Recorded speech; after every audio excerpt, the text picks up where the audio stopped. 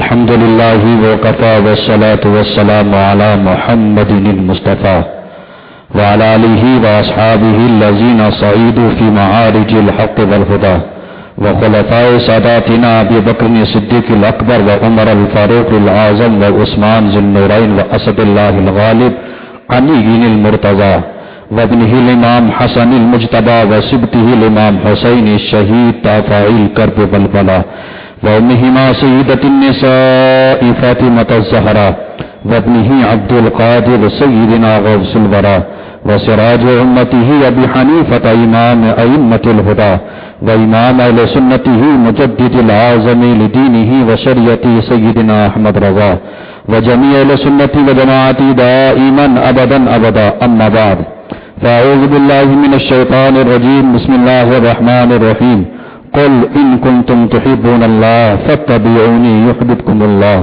صدق الله المولانا العظيم وبلغنا رسوله النبي الكريم ونحن على ذلك لمن الشاهدين والشاكرين والحامدين والحمد لله رب العالمين. إن الله وملائكته يصلون على النبي يا أيها الذين آمنوا صلوا عليه وسلموا تسليما.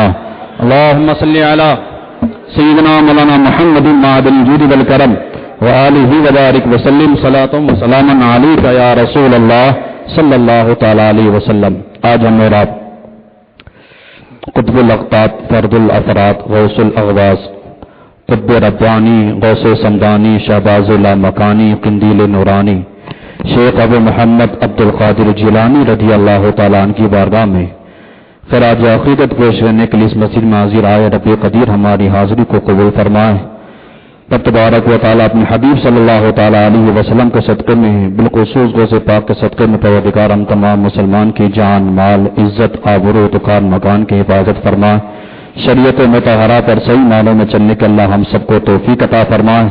پروردگار اپنے حبیب کے صدقے میں حضور غوث پاک کے صدقے میں کورونا وائرس جس بیماری سے رب تبارک و تعالیٰ ہم تمام مسلمان کی حفاظت فرمائے. سارے بیماروں کو شفا کاملہ عاجلہ عطا فرمائے اور مسلک کے اعلیٰ حضرت پر صحیح معنوں میں چلنے کے اللہ ہم سب کو توفیق عطا فرمائے.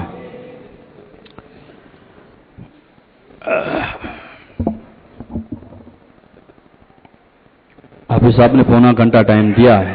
باقی آپ لوگ جتنا سنیں گے تب تک اپنی گاڑی چلتی رہے گی. پیٹرول ڈالو گے گاڑی چلے گی, پیٹرول ختم گاڑی بھی ختم ہو جائے گی. آپ لوگوں کا مزاج دیکھنے کے لیے چند شعر سماعت فرمائیں. شاعر نے کہا تھا چاند سورج سے بڑھ کر ہے ذرہ غوث اعظم کا. چاند سورج سے بڑھ کر ہے ذرہ غوث اعظم کا. سات سمندر پہ باری ہے قطرہ غوث اعظم کا. سات سمندر پہ باری ہے قطرہ غوث اعظم کا. اور عبد القادر کو قادر نے ایسی قدرت بخشی ہے. عبد القادر کو قادر نے ایسی قدرت بخشی ہے کہ قبر سے مردہ اٹھ کے لگائے نعرہ غوث اعظم کا.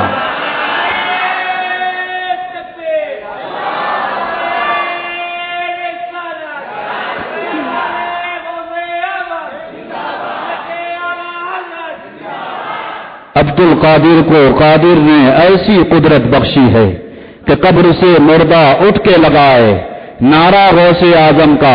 اور باغ حسن کے ہیں وہ گلے تر جس میں حسینی خوشبو ہے. باغ حسن کے ہیں وہ گلے تر جس میں حسینی خوشبو ہے. دونوں جانب سے ملتا ہے شجرہ غوث اعظم کا. اور قسمت سنی کا کیا کہنا, قسمت سنی زندہ باد. قسمت سنی کا کیا کہنا, قسمت سنی زندہ باد. قسمت والوں کو ملتا ہے ٹکڑا غوث اعظم کا. قسمت والوں کو ملتا ہے ٹکڑا غوث اعظم کا. اور سارے شاعروں سے بڑھ کر اس شاعر کا کلام جسے دنیا امام عشق و محبت کہتی ہے. سارے شاعروں کے امام عشق و محبت نے کہا تھا الاما قہر ہے اے غوث وہ تیکھا تیرا, مر کے بھی چین سے سوتا نہیں مارا تیرا. اور عقل ہوتی تو خدا سے نہ لڑائی لیتے, عقل ہوتی تو نہ خدا سے لڑائی لیتے. یہ گھٹائیں اسے منظور بڑھانا تیرا, یہ گھٹائیں اسے منظور بڑھانا تیرا. اور ورفعنا لکا ذکرت کا ہے سایہ تجھ پر, بول بالا ہے زیرا ذکر ہے اونچا تیرا. اور کنجیاں دل کی خدا نے تجھے دی ایسی کر، کنجیاں دل کی خدا نے تجھے دی ایسی کر کہ ہو یہ سینہ محبت کا خزینہ تیرا، کہ ہو یہ سینہ محبت کا خزینہ تیرا۔ پڑھیے درود پاک، اللہم صلی علی سیدنا مولانا محمد معدن الجود والکرم وآلہ وبارک وسلم، صلاۃ و سلام علیک یا رسول اللہ صلی اللہ تعالی علیہ وسلم۔ مجھے جو موضوع دیا گیا حضور صلی اللہ تعالی علیہ وسلم کی بارگاہ میں حضور سیدنا غوث پاک کا مقام محبوبیت اور مقبولیت۔ اللہ تعالیٰ قرآن مجید میں ارشاد فرماتا ہے، قل ان کنتم تحبون اللہ فاتبعونی یحببکم اللہ۔ اے حبیب فرما دیجئے، حکم خدا کا ہے، فرمان خدا کا ہے، لیکن نبی ارشاد فرماتا حبیب حکم میرا ہو زبان تیری ہو، حکم میرا ہوگا اور زبان تیری ہوگی۔ کل کہہ کر بات بھی لب سے تیرے سنی، اللہ کو ہے کتنی تیری گفتگو پسند، اللہ کو ہے کتنی تیری گفتگو پسند۔ رب ارشاد فرماتا حبیب لوگوں سے کہہ دیجئے کہ اے لوگوں، اگر تم چاہتے ہو کہ اللہ تمہیں محبوب بنا لے، اگر یہ چاہتے ہو کہ اللہ تمہیں اپنا محبوب بنا لے، فاتبعونی میری اطاعت کرو، یحببکم اللہ تم میری اطاعت کرو گے اللہ تمہیں اپنا محبوب بنا لے گا، اور پھر جو اللہ کا محبوب ہو جائے گا وہ محمد مصطفیٰ کا بھی محبوب بن جائے گا، جو خدا کا محبوب ہوگا وہ رسول پاک کا محبوب ہوگا، جو خدا کی بارگاہ کا مقبول ہوگا وہ رسول پاک کی بارگاہ کا بھی مقبول ہوگا۔ فاتبعونی میری اطاعت کرو، بغیر رسول پاک کی اطاعت کے کوئی بندہ اللہ کا محبوب بن ہی نہیں سکتا، بغیر رسول پاک کی فرما برداری کے کوئی بندہ اللہ کی بارگاہ کا مقبول بن ہی نہیں سکتا۔ معلوم ہوا کہ اگر رب کی بارگاہ کا مقبول بننا ہے تو ہمیں رسول پاک کی اطاعت لازم، رسول پاک کی فرما برداری لازم۔ اور فرما برداری اور اطاعت کس طرح کی جاتی ہے؟ آؤ صحابہ کی بارگاہ میں چلتا ہوں۔ آپ نے نام سنا ہوگا حضرت حذیفہ کا، وہ حضرت حذیفہ جو سرکار کے صحابی ہیں، جنہوں نے سرکار کو دیکھ کر کلمہ پڑھا، صحابی بنے، مسلمان، وہ حضرت حذیفہ والدہ کی بارگاہ میں آتے ہیں اور آ کر عرض کرتے امی جان مجھے اجازت دے دو کہ میں رسول پاک کی بارگاہ میں جا کر نماز مغرب پڑھوں۔ والدہ نے اجازت دے دی، ماں نے کہا بیٹا جاؤ رسول پاک کے پیچھے نماز پڑھنا، نماز کے بعد اپنے لیے اور میرے لیے سرکار سے دعا کرا دینا۔ ان کا عقیدہ تھا کہ جو کچھ ملے گا وہ در مصطفیٰ سے ملے گا، آج بھی جو کچھ مل رہا ہے وہ در مصطفیٰ سے مل رہا ہے، ماننے والوں کو بھی مل رہا ہے، نہ ماننے والوں کو بھی مل رہا ہے، جس کو جو کچھ مل رہا ہے وہ در مصطفیٰ سے مل رہا ہے۔ اور ہمیں یہ عقیدہ کسی اہل غیر مولوی نے نہیں دیا، ہمیں یہ عقیدہ بریلی کے امام احمد رضا نے دیا، اور پکار اٹھے یا رسول اللہ لا و رب العرش، جس کو جو ملا ان سے ملا، بٹتی ہے کونین میں نعمت رسول اللہ کی۔ حضرت حذیفہ کی والدہ نے کہا بیٹا جاؤ بارگاہ رسالت میں نماز بھی پڑھنا، اپنے لیے بھی دعا کرانا، میرے لیے بھی دعا کرا دینا۔ حضرت حذیفہ بارگاہ رسالت میں آئے، مغرب کی نماز پڑھی، مغرب کی نماز کے بعد سرکار وظائف میں مشغول ہو گئے، حضرت حذیفہ کو وقت نہ ملا، عشاء کی نماز کا وقت ہو گیا، سرکار عشاء کی نماز پڑھاتے، عشاء کی نماز پڑھانے کے بعد سرکار جب اپنے کاشان اقدس کی طرف جانے لگے، حضرت حذیفہ پیچھے پیچھے چلنے لگے۔ دل کے اندر یہ بات تھی ماں نے مغرب کی نماز کے لیے بھیجا تھا، عشاء کی نماز بھی ہو چکی ہے، اور ماں نے دعا کے لیے مجھے بھیجا تھا، میں نے سرکار کی بارگاہ میں ابھی بات بھی نہیں کی ہے، اور عشاء کی نماز بھی ہو گئی، سرکار اپنے کاشانے کی طرف جا رہے ہیں۔ اب زبان کھولوں تو کیسے؟ ادب گاہی زیر آسماں آز عرش نازک تر، نفس گم کردہ می آیت جنید و بایزیدی جا۔ یہ وہ مقام ہے جہاں اللہ کے فرشتے بھی اپنی زبانوں کو بند رکھا کرتے ہیں۔ میرے جیسا انسان کیا بات کرے، کس طرح میں عرض کروں؟ سرکار آگے اپنے کاشانے کی طرف جا رہے ہیں، حضرت حذیفہ پیچھے، دل میں سوچ رہے ہیں کہ سرکار کی بارگاہ میں کیسے عرض کروں، کیسے عرض کروں۔ اتنی روشنی نہیں تھی، اتنی عالی شان زیادہ روشنی نہیں تھی، سرکار آگے آگے جا رہے، حضرت حذیفہ پیچھے پیچھے آ رہے۔ دل کے اندر بات ہے کہ ماں نے جو حکم دیا ہے وہ سرکار کی بارگاہ میں عریضہ بھی پیش کرنا ہے۔ حضرت حذیفہ پیچھے پیچھے آ رہے ہیں، سرکار آگے آگے جا رہے ہیں۔ سرکار نے بغیر پیچھے موڑے، سرکار نے بغیر پیچھے موڑے ارشاد فرمایا من ھذا، میرے پیچھے حذیفہ تو نہیں ہے، میرے پیچھے حذیفہ تو نہیں ہے؟ حضرت حذیفہ نے عرض کی ہاں یا رسول اللہ میں حذیفہ ہی ہوں. تو سرکار ارشاد فرماتے اے حذیفہ قد غفر اللہ لک ولیمک، اے حذیفہ کس لیے آئے ہو بتاؤ، اللہ تمہاری بھی بخشش فرمائے، تمہاری ماں کی بھی بخشش فرمائے، اللہ تمہاری بھی بخشش فرمائے اور تمہاری ماں کی بھی بخشش فرمائے. یہ حضرت حذیفہ ہے. جب روم کے قاصدوں نے حضرت حذیفہ کو پکڑ لیا اور جب گرفتار کرنے کے بعد ان کے سامنے قسم قسم کے کھانے لگائے گئے، حضرت حذیفہ اپنے ساتھ چند ساتھیوں کے ساتھ اسی روم کے اس بادشاہ کے دربار میں اس دسترخوان پر جب کھانے کے لیے بیٹھے، حضرت حذیفہ کھا رہے تھے، ہاتھ سے لقمہ گرا. ہم اور آپ بھی کھانا کھاتے ہیں، ہمارے بچے بھی ساتھ میں کھاتے ہیں، لقمہ گر جاتا ہے، ہم تنبیہ نہیں کرتے. سرکار ارشاد فرماتے ہیں دسترخوان پر جب کھانا کھاؤ اور لقمہ گر جائے اسے اٹھاؤ صاف کر لو. جو انسان گرا ہوا لقمہ اٹھا کر صاف کر لیتا ہے، اللہ ان کی اولاد کے چہرے کو خوبصورت بنا دیتا ہے. حضرت حذیفہ روم کے بادشاہ کے دسترخوان پر بیٹھے ہیں اور قسم قسم کے کھانے لگائے ہوئے ہیں. حضرت حذیفہ کھانا کھا رہے تھے کہ ہاتھ سے لقمہ گرا. حضرت حذیفہ نے وہی لقمہ اٹھایا، صاف کیا اور اسے کھانے لگے. صحابہ کا عقیدہ تھا کہ کچھ بھی ہو جائے سنت مصطفیٰ چھوٹنے نہ پائے، کچھ بھی ہو جائے سرکار کی سنت چھوٹنی نہ پائے. حضرت حذیفہ نے گرا ہوا لقمہ اٹھایا اور اٹھا کر ابھی صاف کر کے وہ کھا ہی رہے تھے کہ جو روم کے بادشاہ کے جو وزیر اور بڑے بڑے لوگ بیٹھے تھے انہوں نے ایک دوسرے کو ہاتھ مار کر دیکھا یہ عرب کے بھوکے لوگوں کو قسم قسم کے کھانے رکھے ہوئے ہیں، لیکن پھر بھی یہ انسان لقمہ اٹھاتا ہے، صاف کرتا ہے اور کھانے لگتا ہے. اتنے اچھے کھانے رکھے ہوئے تھے، یہ لقمہ چھوڑ دیتا، دوسرے کھانے کھانے لگتا، کوئی بات نہیں ہوتی. حضرت حذیفہ نے جب مصر کے ان وزیروں کی بات سنی تو حضرت حذیفہ نے کہا اے لوگوں سنو، اتترکوا سنت حبیبی ہؤلاء الحمقاء، اے لوگوں سن لو، کیا میں ان بے وقوفوں کی وجہ سے میں اپنے آقا کی سنت چھوڑ دوں؟ میں ان بے وقوفوں کی وجہ سے میں اپنے آقا کی سنت کو چھوڑ دوں؟ یہ اگر بے وقوف ناراض ہو جائیں تو ہو جائیں، مدینے والے آقا ناراض نہ ہونے پائیں.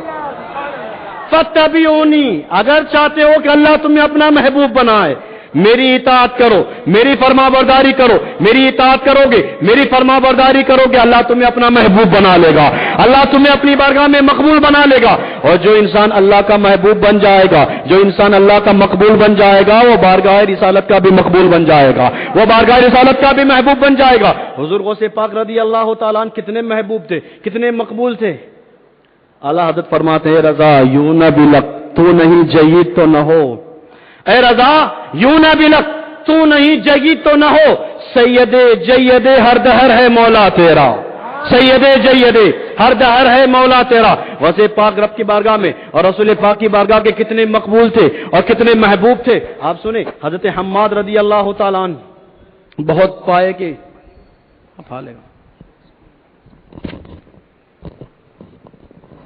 درود پاک پڑھ لیجیے اللہم صلی علی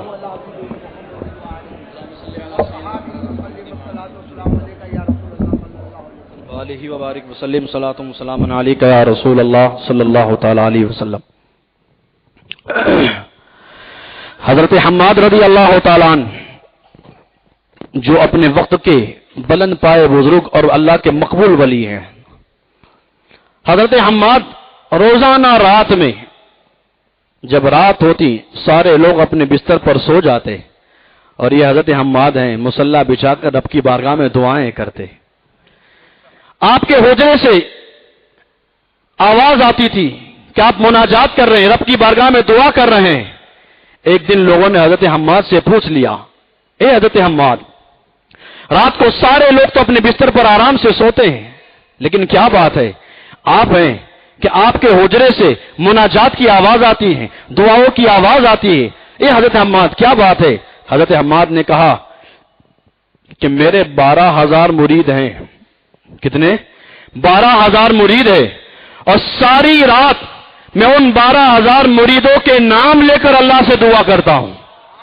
ساری رات ان 12,000 مریدوں کے نام لے کر اللہ کی بارگاہ میں دعا کرتا ہوں. جب تک 12,000 مریدوں کے لیے دعا نہیں کرتا تب تک میں اپنے بستر پر سوتا نہیں. 12,000 مریدوں کے لیے روزانہ رات میں دعا کرتا ہوں. یہ بات پہنچتے پہنچتے حضور غوث پاک کی بارگاہ میں پہنچی. حضور غوث پاک نے ارشاد فرمایا وہ حضرت حماد ہیں جو روزانہ اپنے 12,000 مریدوں کے لیے دعا کرتے ہیں. میں نے اپنے رب سے دعا کر رکھی ہے اے اللہ قیامت تک جو میرا ماننے والا ہو، جو میرا مرید ہو، جو مجھ سے محبت کرنے والا ہو، مالک میرے اس محبت کرنے والے کو اس وقت تک موت نہ دینا جب تک کہ وہ اپنے گناہوں سے توبہ نہ کر لے۔ میں نے اب صاحب کھڑے ہو کر بیان کروں گا، کھڑے ہو کر ایک کرسی نہیں پائے گا۔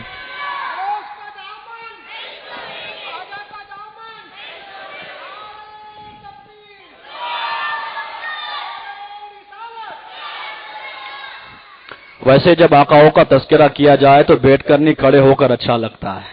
یہی کرسی کا تو مسئلہ ہے کہ کوئی کرسی چھوڑتا نہیں، اور ہم وہ مسلمان ہیں، وہ اعلیٰ حضرت کے ماننے والے، کرسی تو کیا، ہم اپنے آقا کی بات سنانے آئے تو کھڑے کھڑے گھنٹوں سنا سکتے ہیں۔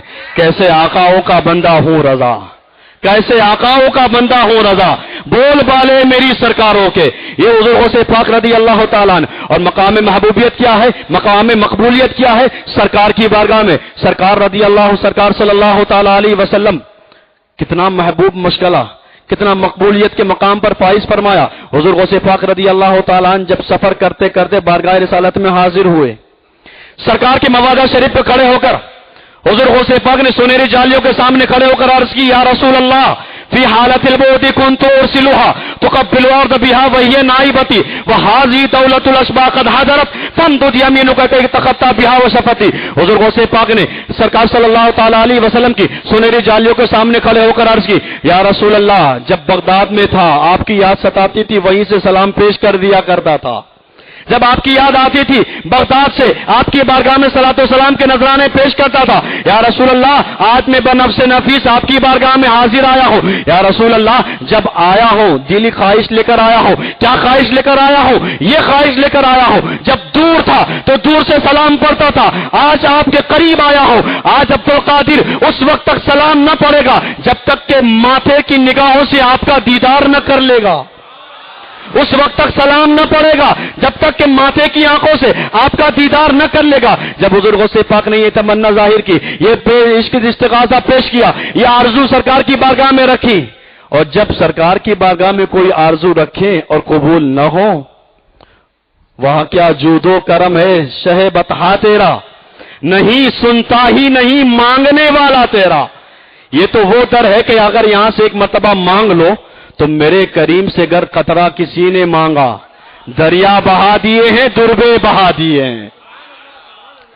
یہ وہ کریم کا در ہے کہ یہاں سے کچھ مانگے اور نہ ملے، ایسا ہو نہیں سکتا۔ حضور غوث پاک نے عرض کی، یا رسول اللہ آج ماتھے کی آنکھوں سے آپ کا دیدار کرنا چاہتا ہوں۔ سرکار صلی اللہ تعالی علیہ وسلم نے حضور غوث پاک کو اپنا دیدار بھی کرایا، اور سرکار نے اپنے مزار اقدس سے اپنے دونوں مبارک ہاتھ اپنے موادہ شریف سے باہر نکالے۔ کون سے ہاتھ؟ میرے امام نے کہا تھا ہاتھ جسم تو اٹھا غنی کر دیا، موجے بحر سماحت پہ لاکھوں سلام۔ سرکار نے اپنے دونوں مبارک ہاتھ اپنے موادہ سے باہر نکالے، قبر انور سے باہر نکالے۔ غوث پاک نے سرکار کے دست مبارک کو چوما بھی اور بوسا بھی دیا۔ سرکار صلی اللہ تعالی علیہ وسلم کے موادہ شریف کے سامنے کھڑے ہو کر حضور غوث پاک ہاتھوں کو بوسا دے رہے اور سرکار کا دیدار کر رہے۔ سرکار کا دیدار کرنے کے بعد حضور غوث پاک جب تشریف لے گئے، آج لوگ کہتے ہیں کہ نبی معاذ اللہ مر کر مٹی میں مل چکے ہیں، وہ تمہارا نبی ہوگا جو مر کر مٹی میں ملا ہے۔ ہمارا نبی کل بھی زندہ تھا، ہمارا نبی آج بھی زندہ ہے اور صبح قیامت تک کل زندہ رہے گا۔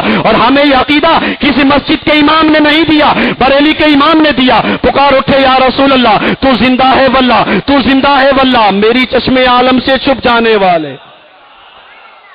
وہ حضور غوث پاک مقام محبوبیت دیکھیں، سرکار کی بارگاہ میں کتنے مقبول ہیں، اور حضور غوث پاک رضی اللہ تعالیٰ عنہ سرکار کی بارگاہ کے اتنے مقبول ہیں کہ ابھی غوث پاک پیدا نہیں ہوئے تھے۔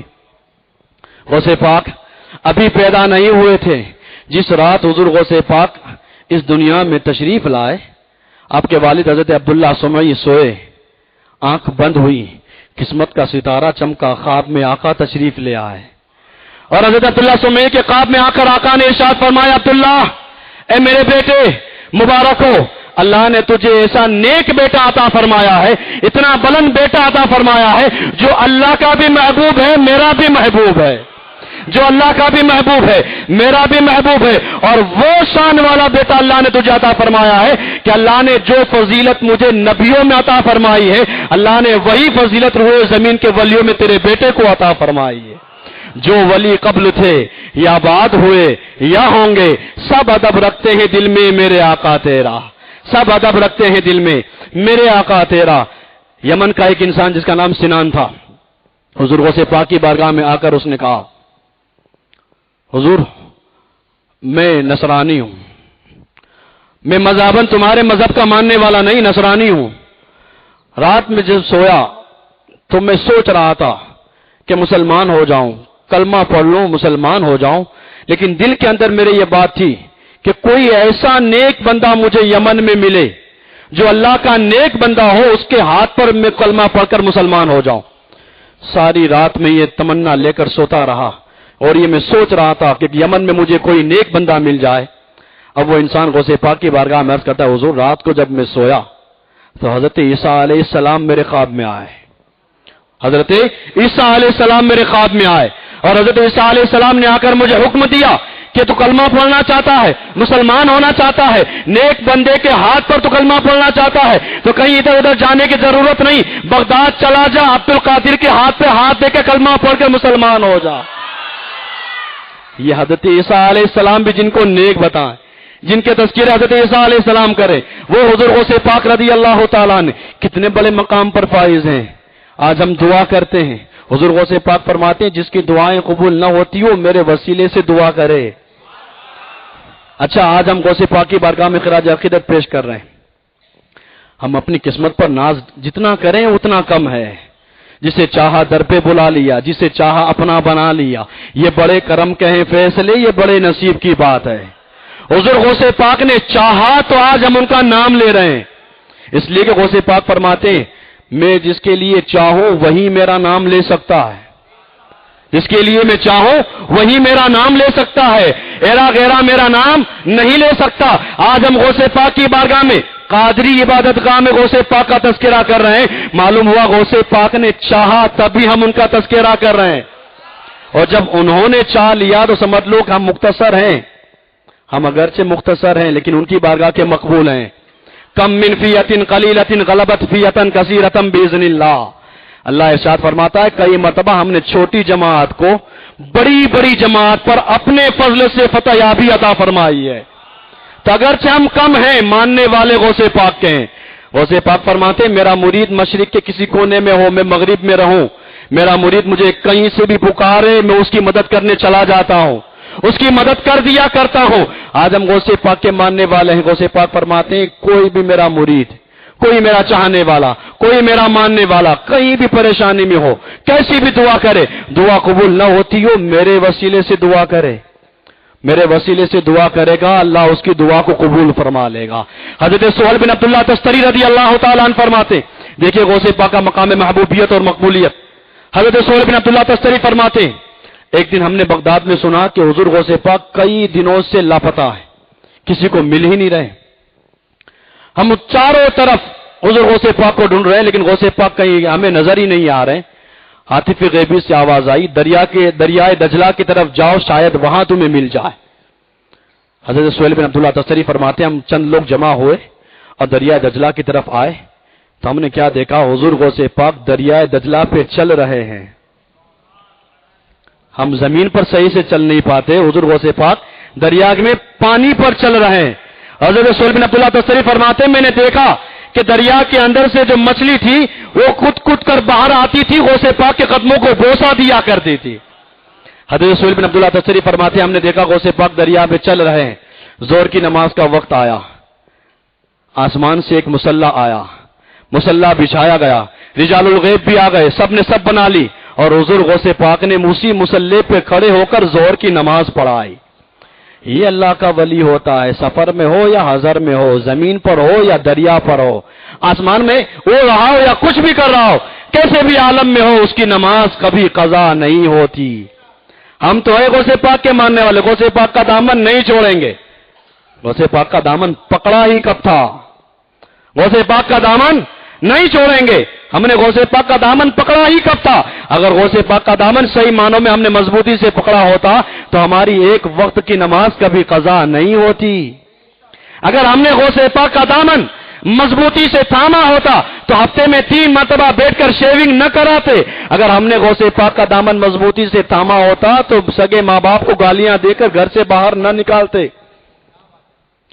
اتنے ظلم و زیادتی ہم کریں, خرافات پر خرافات ہم کریں. ابھی اس مرتبہ آپ نے بھی دیکھا ہوگا غیروں کے ان رسموں میں دیوالی پر جتنے پٹاخے غیروں نے نہیں پھوڑے اتنے ہم مسلمانوں نے پھوڑے ہیں. یہ آج ہمارا طریقہ ہے. ہم غوث پاک کا دامن نہیں چھوڑیں گے, غوث پاک کا دامن نہیں چھوڑیں گے. غوث پاک کا دامن ہم نے پکڑا ہی نہیں, اور اگر ہم نے غوث پاک کا دامن صحیح معنوں میں پکڑا ہوتا تو آج ہم گناہوں سے دور ہوتے. آج ہم نے غوث پاک کا دامن مضبوطی سے صحیح معنوں میں پکڑا ہوتا, ہم مسجدوں کے قریب ہوتے. غوث پاک کا دامن ایسا ہی دامن نہیں ہے, کسی ایرے غیرے کا دامن نہیں ہے, وہ غوث پاک کا دامن ہے. اور غوث پاک کے دامن کی کیا شان ہے. ایک مرتبہ حضور غوث پاک قیمتی لباس پہن کر جا رہے تھے, اور غوث پاک کی شان تھی ہمیشہ قیمتی لباس پہنتے تھے. بڑے بڑے وقت کے بادشاہ نہ پہن سکتے تھے, وہ غوث پاک پہنتے تھے. اور پہننے کے بعد حضور غوث پاک صبح کوئی نیا لباس پہنتے, شام ہوتی تھی کسی غریب کو خیرات کر دیتے تھے. لوگوں نے کہا حضور اتنا قیمتی لباس, اتنا قیمتی لباس خریدتے ہو, سلاتے ہو, پھر پہنتے ہو, اور شام ہوتی ہے کسی غریب کو دے دیتے ہو. حضور غوث پاک فرماتے ہیں یہ قیمتی لباس کیا سمجھتے ہو, میں اپنے لیے تھوڑی پہنتا ہوں, میں تو غریبوں کے لیے پہنتا ہوں. یہ قیمتی لباس میں اپنے لیے نہیں غریبوں کے لیے پہنتا ہوں, اور پہنتا اس لیے ہوں کہ اس کپڑے کو مجھ سے نسبت ہو جائے. تجھ سے در سے سگ, اور سگ سے ہے مجھ کو نسبت. میری گردن میں بھی ہے دور کا ڈوڑا تیرا, اس نشانی کے جو سگ ہے نہیں مارے جاتے, حشر تک میرے گلے میں رہے پٹا تیرا. اور یہ حضور غوث پاک کی دعا ہے ہم مولانا کو. ہم مولانا بھی دیکھیے بڑے سے بڑا آفیسر, بڑے سے بڑا انسان, جتنا 50,000 لاکھ کمائے, لاکھ کمانے کے بعد وہ بڑا آفیسر اتنے ٹھاٹ بات میں نہیں رہتا جتنا مسجد کا امام 5,000 کما کر ٹھاٹ بات میں رہتا ہے. لیکن پھر بھی اگر مسجد کا امام نیا لباس پہنے, عالیشان امامہ اور عالیشان کوٹی پہن کر نکلے, ہاں مولانا کو کچھ ہاتھ لگ گیا ہے. ہم کیوں نہ پہنے؟ تم کو تمہارا سلمان خان پٹی ہوئی پینٹ پہنتا ہے تو تم کو اچھا لگتا ہے, ہمارے غوث پاک نے قیمتی لباس پہنا تو ہم ان کی سنت پر عمل کرتے ہیں. ہم ان کے ماننے والے ہیں تو ان کی سنت پر عمل کرتے. حضور غوث پاک قیمتی لباس پہن کر جا رہے تھے, پیچھے ایک چور کھڑا تھا. اس چور نے جب غوث پاک کا قیمتی لباس دیکھا, دل کے اندر ارادہ کیا کہ ہاں لباس بہت قیمتی ہے, بس کسی طرح یہ لباس میرے ہاتھ میں آ جائے. غوث پاک آگے آگے جا رہے, وہ چور پیچھے پیچھے چل رہا ہے. اچانک ایک وقت ایسا آیا کہ اس چور نے ہاتھ لگایا اور غوث پاک کا پیچھے سے دامن پکڑ لیا. ابھی وہ چور دامن پکڑ کر سوچ ہی رہا تھا زور سے جھٹکا دوں گا اور پورا کپڑا میرے ہاتھ میں آ جائے گا. کپڑا جیسے ہی ہاتھ میں آئے گا میں کپڑا لے کر چھین کر بھاگ جاؤں گا. ابھی وہ چور نے پیچھے سے غوث پاک کا دامن تھاما تھا کہ یہاں غوث پاک نے رب کی بارگاہ میں ہاتھ اٹھا دیے اور عرض کی مالک جب اس نے دامن تھام ہی لیا تو قیامت تک چھوٹنے نہ پائے. جب اس نے میرا دامن پکڑ ہی لیا ہے, جب دامن تھام ہی لیا ہے تو پھر قیامت تک چھوٹنے نہ پائے. یہ غوث پاک کا دامن ہے. اگر مضبوطی سے تھام لو تو قبر تو قبر, قیامت تو قیامت. غوث پاک فرماتے ہیں میں ضامن ہوں, میں ضامن ہوں. میرے جتنے چاہنے والے, ماننے والے, محبت کرنے والے, جب تک سارے محبت کرنے والے کو جنت لے نہ جاؤں گا تب تک جنت میں قدم بھی نہ رکھوں گا. وہ غوث پاک کا دامن ہے. غوث پاک کا دامن مضبوطی سے تھامو تو صحیح. جب غوث پاک کا دامن مضبوطی سے تھامو گے تو پھر 5 وقت نماز کے لیے بھی آؤ گے. لوگ کہتے ہیں مولانا فجر کی نماز میں آنکھ نہیں کھلتی. غوث پاک کا دامن تھام لو آٹومیٹک آنکھ کھل جائے گی. غوث پاک کا دامن تھام لو گناہوں سے دور ہو جاؤ گے. تو حضرت سہیل بن عبداللہ تستری فرماتے میں نے دیکھا زور کی نماز کا وقت ہوا, مصلی آیا, رجال الغیب بھی آئے, سب نے صفیں بنائی. حضور غوث پاک مصلی امامت پر آئے, زور کی نماز پڑھائی. اور زور کی نماز پڑھانے کے بعد حضور غوث پاک نے رب کی بارگاہ میں ہاتھ اٹھائے اور عرض کی اللہ قیامت تک جتنے میرے چاہنے والے, جتنے ماننے والے, میرے مریدین, متوسلین, محبت کرنے والے, میرا نام لینے والے جتنے ہیں مولا, جتنے میرے چاہنے والے, ماننے والے ہیں, ان کو اس وقت تک موت نہ دینا جب تک کہ وہ اپنے گناہوں سے توبہ نہ کر لے. حضور غوث پاک ابھی یہ دعا کر رہے تھے, ہاتف غیبی سے آواز آئی قد استجبت ابشر لک. ہاتف غیبی سے آواز آئی عبد القادر خوش ہو جاؤ, ہم نے تمہاری دعا کو قبول فرما لیا. عبد القادر خوش ہو جاؤ، ہم نے تمہاری دعا کو قبول فرما لیا ہے۔ یہ حضور غوث پاک رضی اللہ تعالیٰ عنہ کا مقام محبوبیت اور مقبولیت ہے، جو اللہ کی بارگاہ کا مقبول ہوتا ہے وہ رسول پاک کی بارگاہ کا بھی مقبول بن جاتا ہے۔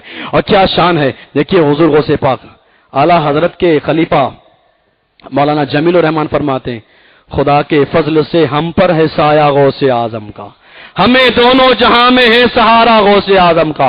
حضور سیدنا سرکار اعلیٰ حضرت رضی اللہ تعالیٰ عنہ ایسے ہی غوث پاک کے چاہنے والے نہیں تھے۔ طلب کا منہ تو کس قابل ہے یا غوث، اگر تیرا کرم شامل ہے یا غوث، رضا کا خاتمہ بالخیر ہوگا اگر تیرا کرم شامل ہے یا غوث۔ حضور سیدنا سرکار اعلیٰ حضرت رضی اللہ تعالیٰ عنہ اتنی مصروفیت، رات کے وقت حضور شیخ اہل سنت علامہ حشمت علی خان صاحب اور علامہ صدر الافاضل مولانا نعیم الدین مراد آبادی صاحب، یہ سارے لوگ آتے، اعلیٰ حضرت ان کو کتابیں لکھواتے۔ اعلیٰ حضرت کو اللہ نے وہ دماغ عطا فرمایا تھا، الگ الگ ٹاپک پر سب کو کتابیں لکھاتے تھے، ایک کو لکھانے کے بعد دوسرے کو جملہ بتاتے، دوسرے کا جملہ ختم ہوتا تیسرے کو بتاتے تھے، کوئی بات کہیں سے گڑبڑ نہ ہوتی تھی۔ اتنا عالیشان سا اعلیٰ حضرت کا دماغ تھا، سارے لوگوں کو الگ الگ ٹاپک پر کتاب لکھواتے۔ ایک مرتبہ ایسا ہوا، اعلیٰ حضرت کتاب لکھوا رہے تھے، اعلیٰ حضرت نے ارشاد فرمایا اٹھو چلے جاؤ، سب اٹھو اور سب کے سب چلے جاؤ۔ ماننے والے تھے، سب کے سب چلے گئے۔ پھر چند دنوں کے بعد پھر کتابوں کا سلسلہ شروع ہوا، اعلیٰ حضرت کتاب لکھوا رہے ہیں، صدر الافاضل ہیں اور حضور شیخ اہل سنت کتاب لکھ رہے ہیں۔ پھر اعلیٰ حضرت کا دریائے کرم جوش میں، اعلیٰ حضرت نے فرمایا اٹھو چلے جاؤ، سب چلے گئے۔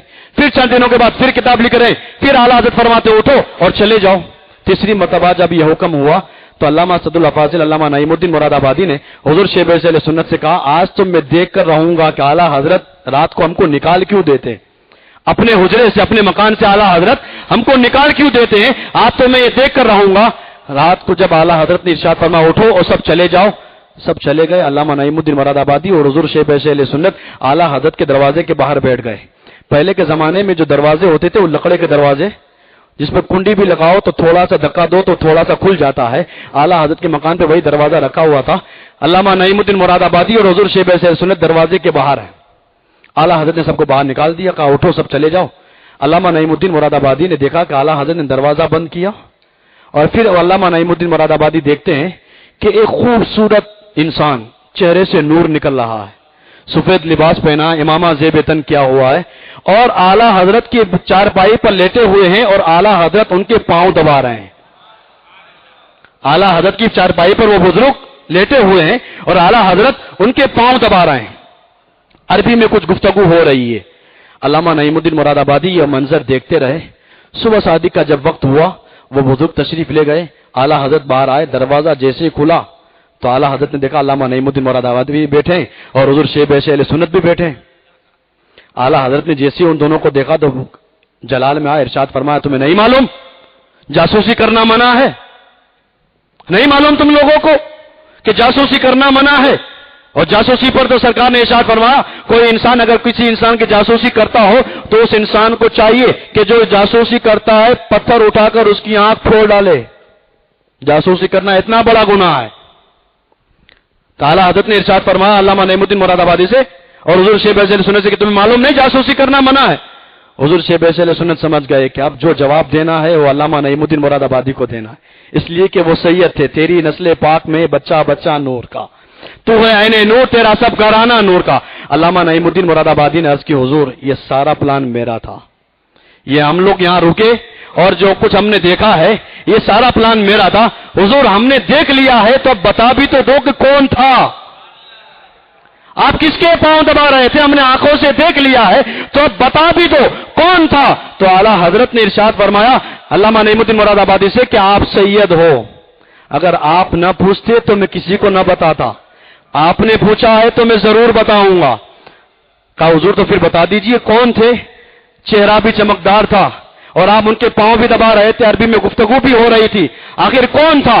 تو اعلیٰ حضرت فرماتے ہیں سنو، بڑے بڑے علماء جب کسی مسئلے میں پھنستے ہیں تو میرے پاس آتے ہیں، بڑے بڑے علماء جب کسی مسئلے میں پھنستے ہیں تو میرے پاس آتے ہیں، میں بھی تو انسان ہوں، میں بھی تو کسی مسئلے میں پھنس جاتا ہوں۔ جب ہندوستان کے اور بر صغیر کے بڑے بڑے علماء کسی مسئلے میں پھنستے ہیں تو میرے پاس آتے ہیں، اور جب میں کسی مسئلے میں پھنستا ہوں بغداد کی سمت کھڑے ہو کر یا شیخ عبد القادر جیلانی کی آواز دیتا ہوں، غوث پاک بغداد سے بریلی بنفس نفیس آتے ہیں، میں ان کی خدمت بھی کر لیتا ہوں، مسائل کے جواب بھی لے لیا کرتا ہوں۔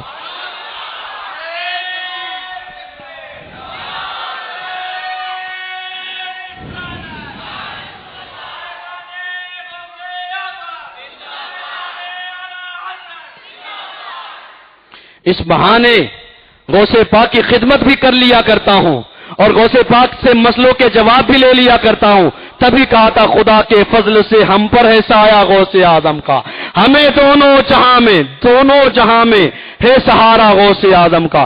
اور حضور غوث پاک رضی اللہ تعالیٰ عنہ مقام محبوبیت پر ہے، مقام مقبولیت پر ہے، اور ایسی مقبولیت پر ہے کہ حضور غوث پاک رضی اللہ تعالیٰ عنہ کو اللہ کی طرف سے حکم ملا، رسول پاک کے در سے جوڑا ملا، اللہ کا حکم ملا اور رسول پاک کے در سے جوڑا ملا، خلعت عطا ہوئی، اور خلعت عطا ہوتے ہی حضور غوث پاک نے ارشاد فرمایا قدمی حاضی علی رقبت کل ولی اللہ، اے لوگوں سن لو میرا یہ قدم روئے زمین کے سارے ولیوں کی گردنوں پر ہے۔ جتنے پہلے تھے انہوں نے اپنی گردنوں کو جھکا لیا، جو موجود تھے انہوں نے اپنی گردنوں کو جھکا لیا، جو اپنے باپ کی صلب میں تھے انہوں نے اپنی گردنوں کو جھکا لیا، سب نے اپنی گردنوں کو جھکا لیا، اور سب نے جھکا کر کہا، یہاں تک کہ ہند کے راجا اجمیر والے خواجہ غریب نواز نے عرض کی بل علی عینی وراسی، حضور غوث پاک آپ کا قدم صرف گردن پر نہیں میری آنکھوں پر بھی ہے، میرے سر پر بھی ہے۔ اور جب بریلی کے حضور مفتی اعظم نے سنا تو پکار اٹھے غوث پاک، یہ دل ہے، یہ جگر ہے، یہ آنکھ ہے، یہ سر ہے، جہاں چاہو رکھو قدم غوث اعظم، جہاں چاہو رکھو قدم غوث اعظم۔ اور وہ بات تفریح الخاطر کے حوالے سے بتائی جاتی ہے کہ سرکار صلی اللہ تعالی علیہ وسلم نے سیدنا فاروق اعظم اور سیدنا مولا کائنات کو اپنا کرتا دے کر بھیجا، کس کے پاس؟ حضرت اویس قرنی کے پاس۔ کہا عمر اے علی میرا یہ کرتا لے جاؤ، اویس قرنی کو دے دینا اور کہنا کہ میری امت کے لیے دعائیں مغفرت کرے۔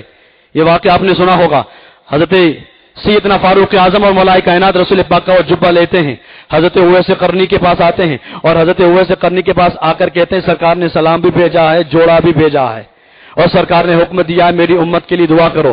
حضرت اویس قرنی دعا کرتے ہیں، مناجات کرتے ہیں، رب کی بارگاہ میں استغاثہ پیش کرتے ہیں، ہاتف غیبی سے آواز آتی ہے، اے اویس ہم نے تمہاری دعا سے اپنے حبیب کی آدھی امت کی بخشش فرما دی ہے، تمہاری دعا سے ہم نے اپنے حبیب کی آدھی امت کی بخشش فرما دی ہے۔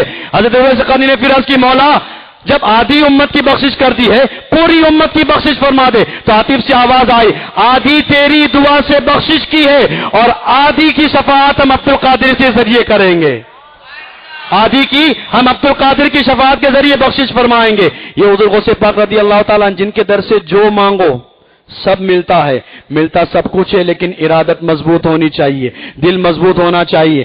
آج ہم مانگنے تو جاتے ہیں، میں اکثر کہا کرتا ہوں حضرت میں شاہ عالم کے مزار پہ جاتا ہوں، قطب عالم کے مزار پر جاتا ہوں، شیخ احمد بادشاہ کے مزار پہ جاتا ہوں، سب کی مزار پر جاتا ہوں، لیکن میرا کام ہوتا ہی نہیں ہے، ہو ہی نہیں سکتا۔ اللہ والوں کے در پر جاؤ تمہیں کچھ نہ ملے، ہو ہی نہیں سکتا۔ اللہ قرآن میں ارشاد فرماتا ہے ان رحمت اللہ قریب من المحسنین، اللہ کی رحمتیں اس کے احسان کرنے والے نیک بندوں پر ہمیشہ برستی رہتی ہے، اللہ کی رحمتیں اس کے نیک بندوں پر ہمیشہ برستی رہتی ہے۔ اگر ہم خطا کار ہیں، عصیان ہیں، اگر ہم ان کے در پر جائیں گے تو اللہ رحمتیں روک نہیں دے گا۔ ہم خطا کار ہیں، عصیان ہیں، ہم ان کے در پر جائیں گے، رحمتیں برستی ہوگی، کچھ چھینٹے ہمارے اوپر بھی برس جائیں گے۔ اعلیٰ حضرت حضور اشرفی میاں ایک مرتبہ اسی آیت کی تفسیر کر رہے تھے، بہت بڑا مجمع تھا، اور اعلیٰ حضرت حضور اشرفی میاں فرما رہے تھے ان رحمت اللہ قریب من المحسنین، اللہ قرآن میں ارشاد فرماتا ہے کہ اللہ کی رحمتیں اس کے نیک بندوں پر ہمیشہ برستی رہتی ہے۔ ایک انسان، پورے مجمع میں ایک انسان تھا جو گرمی میں کھڑا تھا، پورے جسم پر پسینہ ہی پسینہ۔ اس نے دیکھا، اس نے بات سنی تو سننے کے بعد کہا نہیں یہ بات میں نہیں مانتا۔ وہ دور سے قریب آیا اور اعلیٰ حضرت اشرفی میاں بیان کر رہے ہیں، چالو بیان میں کہتا ہے حضرت یہ بات میں نہیں مانتا کہ اللہ کی رحمتیں اس کے نیک بندوں پر برستی ہے، میں ان باتوں کو نہیں مانتا۔ اعلیٰ حضرت حضور اشرفی میاں نے ارشاد فرمایا بیٹھ جا میرے پاس، اس کو بٹھا دیا، پروگرام چل رہا تھا، آپ تقریر کر رہے تھے، اور وقت کا جو نواب تھا وہ اعلیٰ حضرت اشرفی میاں بیان کر رہے تھے، ان کو پنکھا جھل رہا تھا. وہ وقت کا نواب ان کو پنکھے سے ہوا دے رہا تھا. اعلیٰ حضرت اشرفی میاں بیان کرتے جا رہے ہیں، وہ انسان پھر کہتا ہے کہ مجھے میری بات کا جواب نہیں ملا. اعلیٰ حضرت اشرفی میاں نے کہا تجھے جواب دے تو دیا، تجھے جواب دے تو دیا. کہا کب جواب دیا؟ میں تو سمجھا ہی نہیں آپ کی بات کو. اعلیٰ حضرت حضور اشرفی میاں نے ارشاد فرمایا تو کہاں کھڑا تھا؟ اس نے کہا میں دور کھڑا تھا. کہا کیا ہو رہا تھا؟ کہا مجھے پسینہ ہو رہا تھا. کہا جب تو یہاں آیا یہ نواب کیا کر رہا ہے؟ کہا یہ پنکھا جھل رہا ہے. کہا کس کو جھل رہا ہے؟ مجھے جھل رہا ہے یا تجھے جھل رہا ہے؟ یہ نواب پنکھا جھل کر ہوا مجھے دینا چاہتا ہے کہ تجھے دینا چاہتا ہے؟ کہا حضور آپ کو دینا چاہتا ہے. کہا تو دور کھڑا تھا، تجھے ہوا نہیں آ رہی تھی، تو میرے قریب آ کر بیٹھا. یہ نواب مجھے پنکھا جھل رہا تھا، مجھے ہوا دے رہا تھا، مجھ تک بھی ہوا آتی تھی، اور میرے ذریعے تجھے بھی ہوا آتی تھی کہ نہیں آتی تھی؟ تجھے بھی ہوا آتی تھی کہ نہیں آتی تھی؟ کہا مجھے بھی ہوا آتی تھی. کہا جب یہ نواب پنکھا مجھے جھلے ہوا تجھے آتی ہے، اللہ کی رحمتیں اس کے نیک بندوں پر ہمیشہ برستی رہتی ہے. تو ان کے در پر جا، رحمت برستی رہے گی، کچھ چھینٹے تیرے اوپر بھی نازل ہو جائیں گے.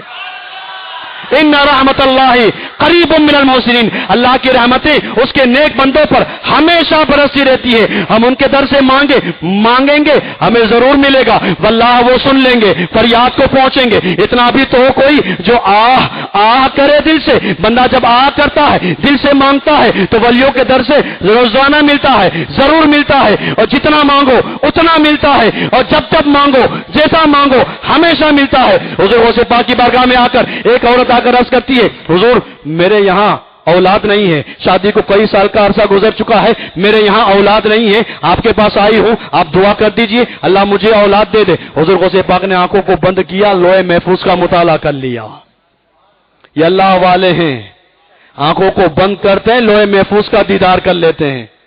لوح محفوظ پڑھنے کے بعد حضور غوث پاک نے آنے والی عورت سے کہا ہے مائی، اے عورت میں نے لوح محفوظ میں دیکھ لیا ہے، تیرے نصیبے میں ایک بھی اولاد نہیں ہے، تیرے نصیبے میں ایک بھی اولاد، ایک بھی لڑکا نہیں ہے، جا چلی جا. اب مانگنے والے کو مانگنے کا سلیقہ آنا چاہیے. غوث پاک نے فرمایا تیرے نصیبے میں ایک بھی لڑکا نہیں، ایک بھی اولاد نہیں، تو چلی جا. اس عورت نے کہا حضور اگر نصیب میں ہوتی تو آپ کے پاس تھوڑی آتی.